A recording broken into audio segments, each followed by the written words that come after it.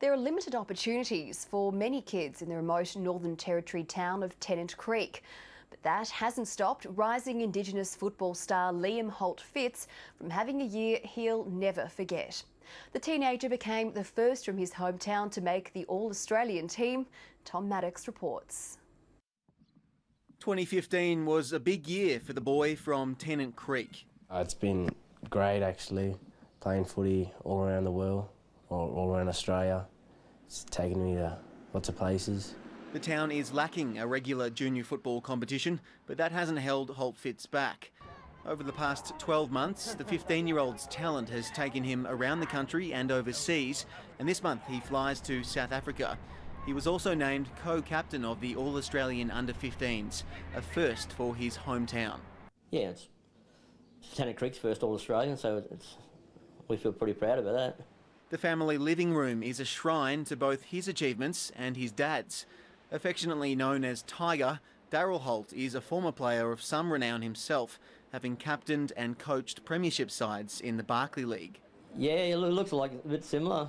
I used to run around pretty quick like him and throw the old left-right combinations. Liam's parents hope he can further his football and education outside of Tennant Creek.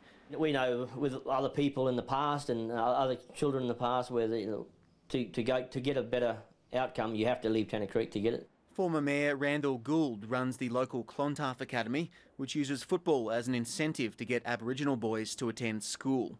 He says Liam Holt-Fitz is a natural leader. He's always been destined for something. He's a likeable lad that puts his all into everything he does. Some say Holt-Fitz is one of the best young footballers to come out of Tennant Creek for a long, long time. But it's not just his footy which makes him a star in the making. He's praised for his leadership and his work ethic on and off the field. Very good leader. He's comes to the forefront from our program. He's stood up. He's everything down to carrying water bottles to making sure guys are on time for team meetings. Never be shy to get out there and have a go, I guess. Show them what you got. For Liam Holt-Fitz, it seems sky's the limit. Tom Maddox, ABC News, Tennant Creek. A program aimed at training young Indigenous people to work in the pastoral industry is leading to full-time work on cattle stations across the top end. The Pastoral Real Jobs program has been running for around 8 years and is proving so popular there aren't enough places for the number of young people wanting to join. Shubha Krishnan reports. These keen cattlemen are mastering their craft. 20 young Indigenous students are taking part in a program aimed at getting them workforce ready. They've been working on some basic horsemanship. We've been educating weaners, riding motorbikes, doing some fencing and welding. The program also teaches young people how to be leaders in their community. The vibe out here is really good. We're not only teaching them skills that they need for working on a cattle station, but also developing their confidence levels. Students come from some of the most remote parts of the Northern Territory. Lots of our guys at the moment are coming from communities like Kalkaringi, Minyeri, Doomadgee, Borroloola. We've got some guys from Timber Creek and Katherine, so they're from all over the top end. Brenton Gregory and Kim Foster are teenagers with big ambitions. My grandfather owns a cattle station, so I might be managing that place one day. How about you? Yeah, I got a little property at home there too. Might want to manage that one day. They say living on the land will keep them out of trouble. You get away from trouble in town, like fights and stuff. Get in too much fights. Probably end up drinking your life away. I want to be a role model to my community and let young fellas look up to me. The students in this course have already secured full-time work in the pastoral industry. They'll go on and work at cattle stations across the Northern Territory. Shubha Krishnan, ABC News, Alice Springs. A gruelling 8-day trek across the Central Australian outback is being used to keep young people out of trouble. The boot camp is part of an early intervention program for at-risk kids in the Northern Territory. The Department of Correctional Services is trying to keep kids out of the criminal justice system. Using a similar idea from South Australia as a guide, they've come up with a prevention program that puts high-risk kids through a gruelling boot camp.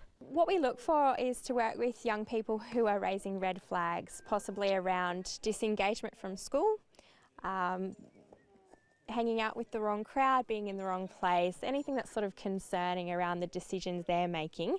Basically, we want to give them the tools to make the changes that they need to.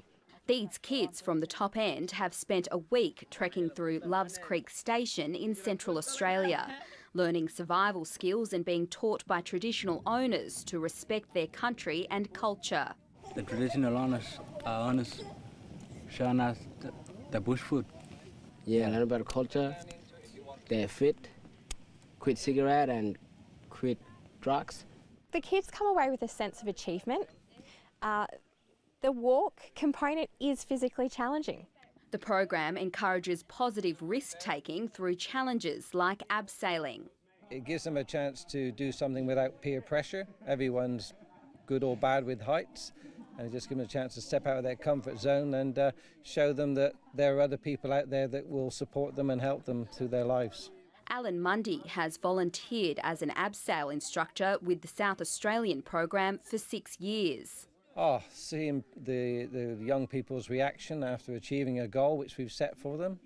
We break the whole thing down into a number of goals, and the final goal is going over the edge, which normally is the hardest part.